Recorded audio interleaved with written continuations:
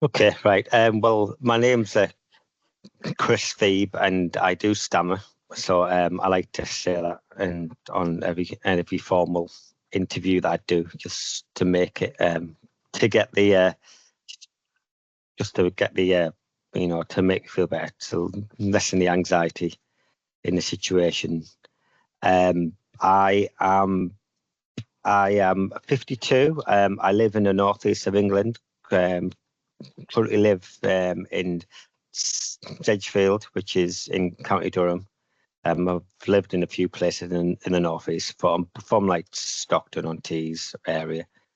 So I am married. I have three children who are mainly all grown up now, and I for a profession, I work for Trimble. They're a software development company. They produce software for the construction industry, and they're like worldwide company. They've got like sites all over the place, and we have an office in Newcastle, and I work either from Newcastle or I work from home like I am now today. Um, I'm a senior QA manager, so QA for software, so it's like testing software. I've been doing software testing for like 30 years since I left university. So I run like sort of a department of 30 people.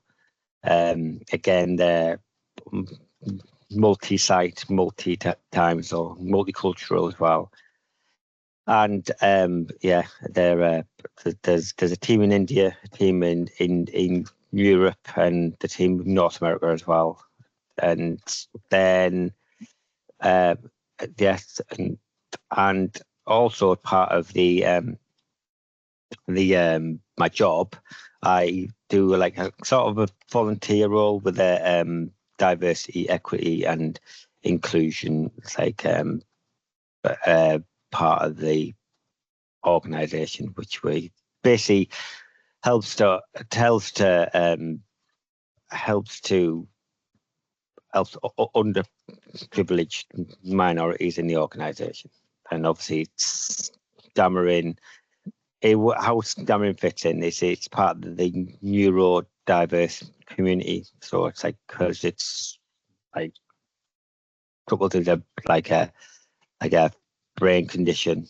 It's in there with autism and ADHD and dyslexia and stuff. So I volunteered. I started volunteering there a few years ago now. Maybe just after COVID, that's when they all. And then there's and we just do like we look for things like accommodations and then trying to help employees in the workplace who need accommodation. And there's also a lot of education and awareness that we do. Why did I want to be a Stambassador? Well, like you said, I was involved in the mentoring scheme last year, and it was really good for that age bracket. I feel like when I was that age, I would have loved a mentor who stammered and who has had a lifelong stammer. So I've stammered since I could talk really. I think I can't remember a time that I didn't.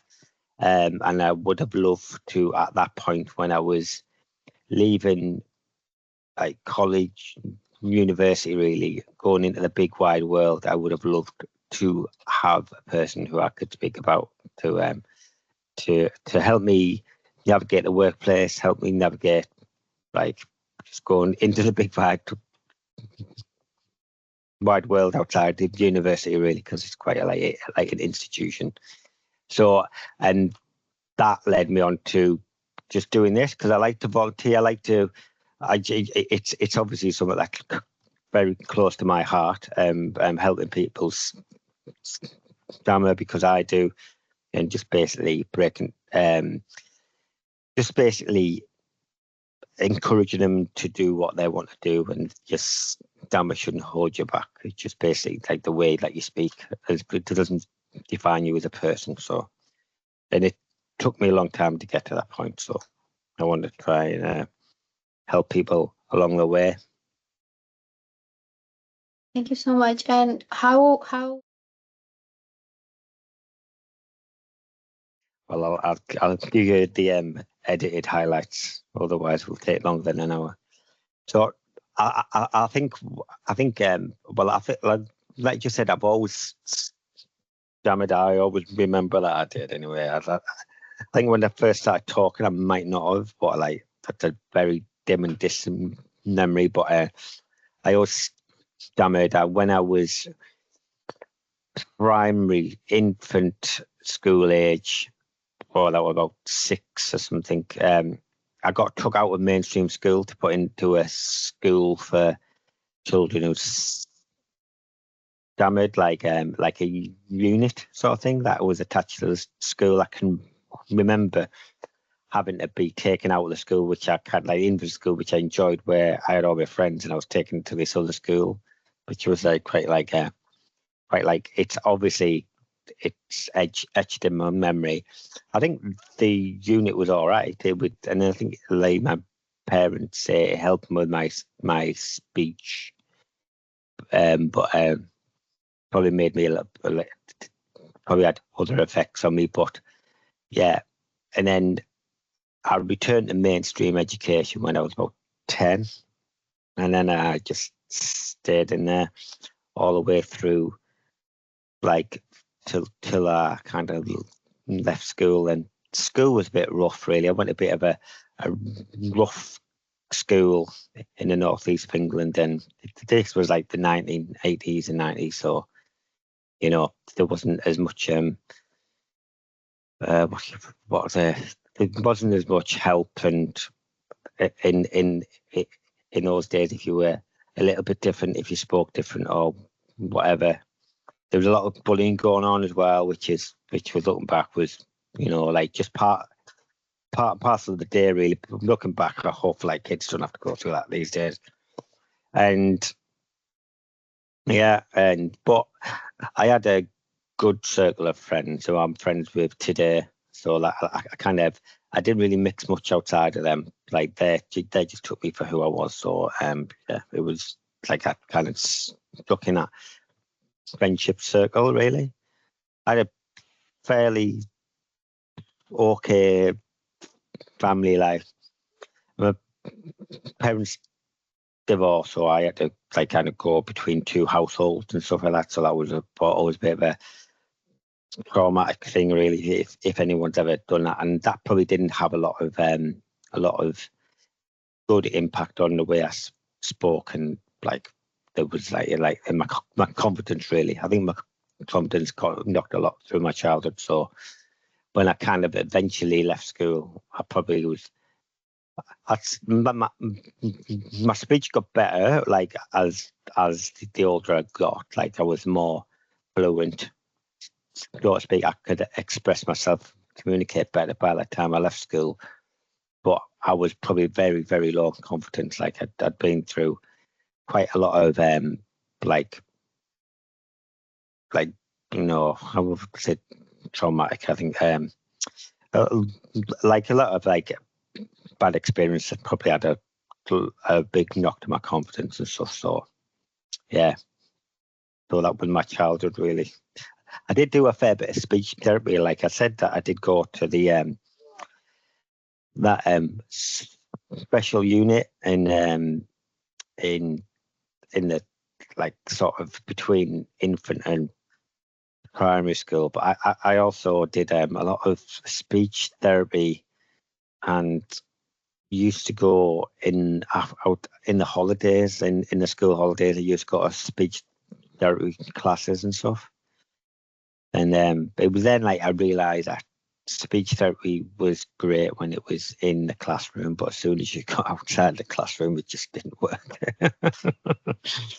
Started to be like, it wasn't like, and some of the speech therapy sort of techniques that I got taught were just just off, just horrendous, really.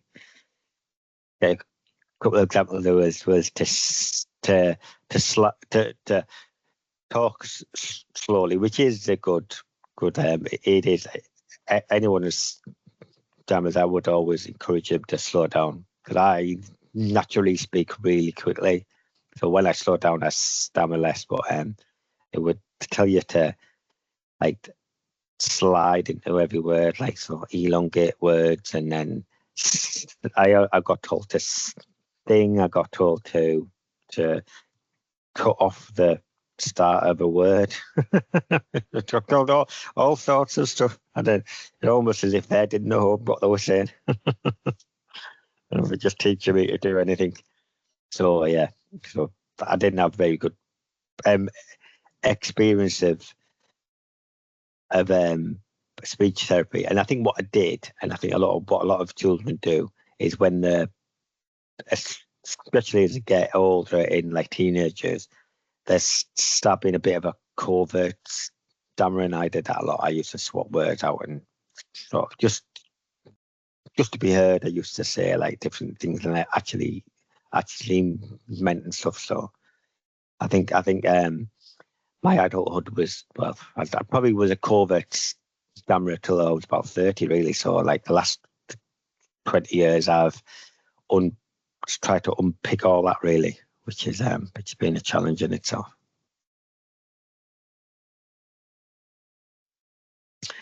Yeah, so it's been really good, actually. I think there's a saying about if you kind of teach other people, it's sort, I don't know what the saying is, but I think just helping people really makes you feel better, and when you're explaining certain things to try and help them along, it really sort of like hits home to you how far that I've actually come and stuff. Like you don't normally get those points of reflection a bit, in your life. And like, and when helping my mentee, I was like, it was if like I was talking to myself as that age, and that was really helpful, like for him, which is good, and it was really helpful for me. It really gave me a sense that I was doing something worthwhile, if that makes sense. So I really enjoyed it. We struck up a good relationship and stuff. I try not to teach so much. I would try to just be there as like, or almost like, well, obviously the mentor, but let him drive the mentorship. Like I didn't want to just like guide him down the path that I wanted him to go down. He had to lead that path, and I was just there just to help, really. I think the biggest challenge I ever had was it was big, because I would say I had a small group of friends, and then I from school I went to sixth form, and then sixth form to college, and college to university. I kind of avoided working in the real world and stuff, because I was I had a comfort zone, and I wanted to kind of stay in that, and the education was a comfort zone, because people in education was a lot more empathetic to people who stammer than people sort of in the outside of it, really. So I've always found working was difficult, and a lot of the challenges around working is just the anxiety of having to go through the process of applying for jobs, telephone conversations, interviews, etc., because maybe not so much now, but then you would judge like straight away, judged on how you spoke straight away. And there's plenty of times that I had telephone interviews where I couldn't even speak. I just blocked completely. I was so anxious about it. It was really difficult, and the telephone has never been my best friend, really. Like I much prefer this, where I can see the person I'm speaking to, or but the telephone, the just lack of interaction was never my friend. So yeah, I can distinctly remember I had an interview with a company in London on the telephone, and they basically turned around to me and said that they couldn't interview someone who spoke like me. So they couldn't hire a person who spoke like me, and I was like I was just like dumbfounded, really. And it was like a long time ago, like back in the 1990s. But I thought that's pretty just so harsh to say to someone who effectively can't do anything about the way that they speak. So it was really it was quite difficult getting in the right company. But as soon as I did, I kind of knew that it's almost like they weren't the company for me. I didn't want to work in that environment where people were judged. I'd prefer to work in an environment where people were like friendly and stuff. So, but the interview process was a really difficult time. I've had a lot of terrible interviews, and where I've stammered a lot. I've been underprepared for them as well. Looking back, underprepared. I didn't maybe not did my homework on the company. All of these things I didn't turn up my time. It's so much wrong I did that I've learned so much by that, and that's what I was really going through with Alex. So with my mentee was because that was the one thing that he wanted to do, was to get a job. So we went through a lot of this the stuff that I would say you just need to do just as a person, that the average Joe to do for an interview. Do your homework, turn up on time, have things to ask, questions,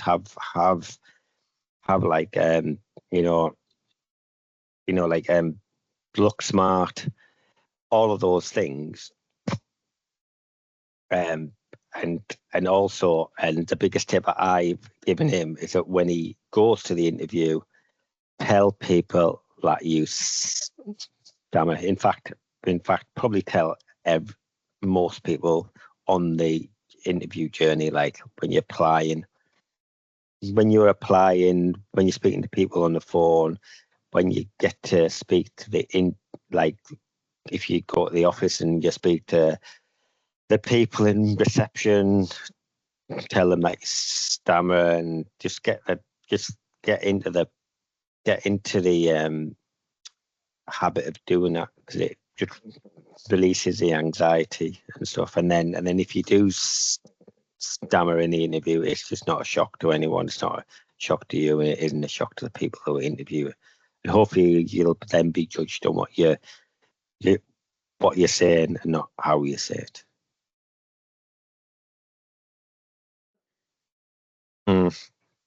Well, it's a good thing. It's a good question. That I think a lot of it is there's the physical aspects of it, is and also the the mental aspects of it as well. You know what I mean? If I'm feeling really anxious about something, say if I'm going for an interview or meeting people for the first time and stuff, and that's an always anxious situation.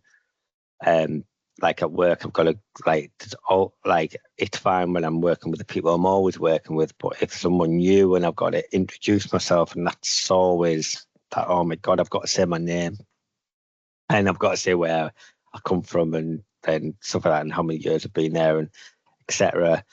I find those situations really anxious. And what I try and do is just to break that anxiety circle. Like, and there's a couple of things I've learned over the years to do that. And again, the first thing to do is just tell people that you stammer or have a speech impediment or however you want to phrase it. So it's not a shock when you do stammer and you don't see that shock in people's faces, and then that just causes me to stammer more and stuff like that. And it's so I can help myself by doing that. To slow down when I speak, that's like I really try to slow down when I speak. I try and like I don't know, just try and breathe and think about what I'm going to say. A lot of my stammering comes from being spontaneous, like not engaging my brain before I speak. So I'll start speaking and I won't know what I'm trying to say, and I'm just start spontaneously speaking and stuff. So that's a good tip. I have been on a few courses, like coastal breathing courses, and the last speech therapy course I did was with the NHS about actually stammering intentionally, which is a real paradigm shift first. So the coastal breathing course kind of taught me that, like, if you do like slow down and you do breathe properly, you can speak like how you like without running out of breath and without having and getting that sort of like verbal diarrhea going on. So that's healthy there. And then the actual like stammering on purpose, like the intentional stammering stuff, that's really powerful in a way where you sort of, or you're trying to take control of the stammer before it can take control of you, if that makes sense. So you basically stammer on a word that you feel like you could like on purpose basically, and then it's almost like it gets it out of the way so the rest of the words flow through like better and stuff. And but they're kind of things that I rely on when I'm feeling really anxious about speaking, as opposed to just in general day-to-day life when I'll just, if I don't think about how I'm speaking, I'll probably stammer more, but I'll care less. You know what I mean? I'm probably, and I think that's been the biggest paradigm shift that I've gone over the past couple of years, is to care less about how I speak, because other people don't really care about how you speak. It's the only person that really cares a lot about it is you. So if you care less, then it's not such it's then not such a big issue, if that makes sense.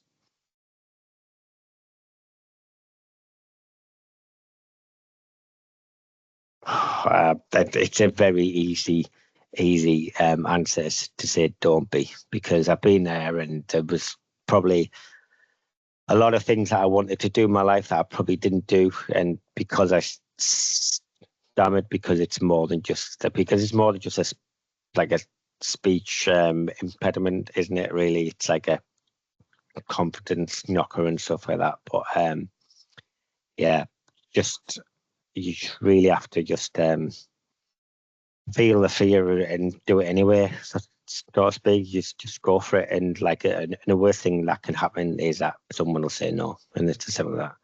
And as long as they say no because you're not very good at something rather than because of the way you speak, I think that's fine. You know, I've tried to do plenty of things that I'm not very good at, you know, and it's just like you've got to try things on you to see if they're for you. But like but there would be times when I say, oh, I don't want to do that. I don't fancy doing this, and it's because like I don't want to meet new people and have to introduce myself because it's stammer and all that, because I just wanted to stay in my comfort zone really. But like it really, you know, you really need to push your comfort zones all the time.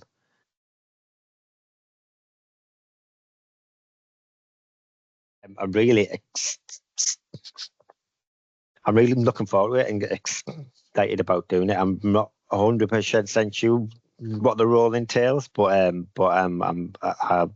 sure it's all for like a good cause, like the common goal of making young people's like journey through life that bit easier than mine was and stuff like that. So I'm quite looking forward just to doing anything really. But like I'm always like to help other people, and I think that's my personality. I always like to help the underdog, like the person, like the person who needs the help. I've always liked to help people there. So I'm really just happy just to do anything, just to do what the role entails and stuff. So meet new people. I think a lot of stammering, and I'd say this to anyone, and I did say this to my mentee, is that stammering is a lonely place if you're on your own and you've got no one else to speak to who is sort of in the same boat as you. Well, not in the same boat. They're in their own boat, but in the same storm, if that makes sense. So and it is a lot of, you will get over a lot of hang-ups out stammering if you surround yourself with other people who stammer as well, because you'll realize that you're not on your own. It's like most people I've met who stammered, when they talk about, have a common story, and you see the story and see the pattern, and it's very much like a difficult childhood, better through adulthood, and they've met people and they've joined a group, joined this group, joined that, so and they feel like they've found somewhere to belong, and they've got a club where other people are like them, and they don't feel like the outsider, so to speak. So if I would give any advice for young people who stammer, is to find other people who stammer and make friends, because you'll be able to share your problems, if that makes sense. And hopefully that's part of this all as well. Yeah. So if you had one last final message for young people, what would that be? Oh, just don't let your stammer get in the way of your dreams. It really can. If you let it overtake you, it will. So just let it. Just